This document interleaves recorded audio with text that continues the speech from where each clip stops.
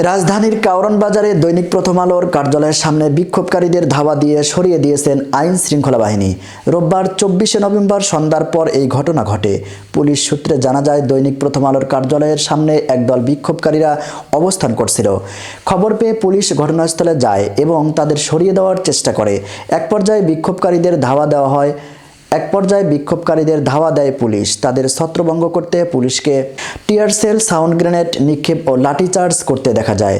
বর্তমানে পুলিশ সদস্যরা প্রথম আলোর অফিসের সামনে অবস্থান করছেন। পরিস্থিতি এখনও পুরোপুরি স্বাভাবিক না হলেও তারা সতর্ক অবস্থানে রয়েছেন। এ বিষয়ে ঢাকা মহানগর পুলিশের ডিএমপি অতিরিক্ত police commissioner crime and operations Mohammad Israil Howlader বলেন, সন্ধ্যার পর প্রথম আলোর অফিসের সামনে একটু ঝামেলা হয়েছিল। পুলিশ পরিস্থিতি নিয়ন্ত্রণে এনেছে।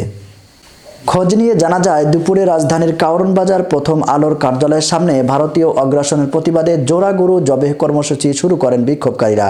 পরে তারা কালো রঙের একটি গরু জবাই করেন। বিক্ষোভকারীরা জানান, প্রথম আলো ও ডেইলি স্টার ভারতীয় অগ্রাসনে সহায়তা করেছে, তাই তাদের তওবা করার জন্য এই জিয়াফত কর্মসূচি করা হচ্ছে। এখানে রান্না করে সবাইকে খাওয়ানো হবে।